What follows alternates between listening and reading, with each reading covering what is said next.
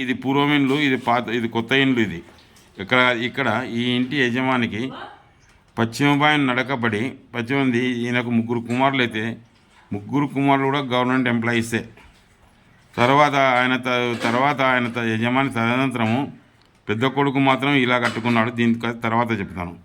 ఇలా పశ్చిమ బాయి నడక ఎప్పుడైతే పడిందో ఈశాన్య నడకలో పడి ఆయన ముగ్గురు కూతుర్లకు గవర్నమెంట్ జాబులు వచ్చినాయి. ఆయన సుఖంగా ఆయన జీవితం వెళ్ళిపోయింది. తర్వాత పెద్ద కొడుకు ఇలా కట్టుకొని నైరుతిలో మెట్లు వేసి నైరుతిలో గుంత పెట్టి షుగర్ వచ్చి కాలు తెగొట్టినారు.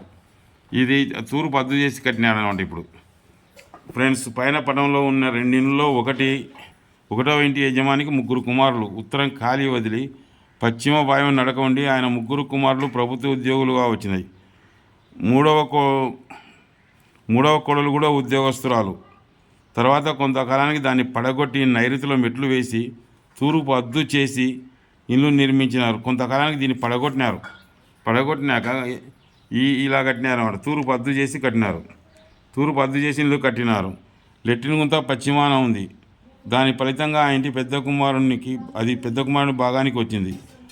అతడు ఆ ఇల్లును ఆ విధంగా కట్టినాడు. అప్పుడు ఆ ఇంటికి పశ్చిమ నైరుతి మెట్లు వేయడంతో ఇల్లంతా ఆగ్నేయంలోకి వచ్చింది. తూర్పు అద్దు అయింది. అంగవైకల్యం కలిగింది. పశ్చిమ నైరుతి పెరిగితే తలకు, వెన్నెముక, కాళ్ళకు, నరాలకు సంబంధించిన జబ్బులు వస్తాయి.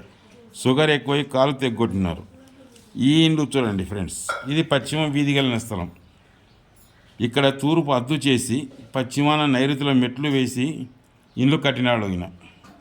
ఇండ్లు కట్టిన వెంటనే తూర్పు అద్దయి పశ్చిమ నైరుతిలో ఎప్పుడైతే మెట్లు వేసినాడో పశ్చిమ 4 అడుగులు ఎత్తు ఉన్నది. ఇది కూడా 4 అడుగులు ఎత్తు లేపినారన్నమాట. అప్పుడు భూమి లెవెల్లో ఉన్నది ఇండ్లు. ఇది 4-5 అడుగులు ఎత్తు లేపినాడు. పశ్చిమ డౌన్ అయి దెబ్బ కొట్టింది. ఇది కూడా పశ్చిమ 4 అడుగులు ఎత్తు లేపినారు, అంటే పశ్చిమంలో డౌన్ అయింది. ఫ్రెండ్స్, పక్క ఉండడంలో ఇండ్లు చూడండి. పశ్చిమ నైరుతి మెట్లు వేసినారు. బేస్మెంట్ 4 అడుగులు ఎత్తు పెంచినాడు. అప్పుడు పశ్చిమం తగ్గు అంతా అయింది అనమాట. తగ్గయి తూర్పు ఎత్తు అయినది. దాని ఫలితంగా ఆ ఇంటి యజమాని ఇల్లు కట్టుతుండగానే క్యాన్సర్ వచ్చి స్వర్గస్థుడైనాడు.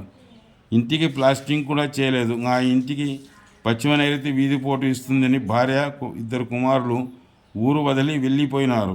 ఇందు ఎవరూ కొనలేదు. అయితే పశ్చిమ నైరుతి వీధి పోటు వలన ఒకడికి ఇంతవరకు కూడా వివాహం కాలేదు.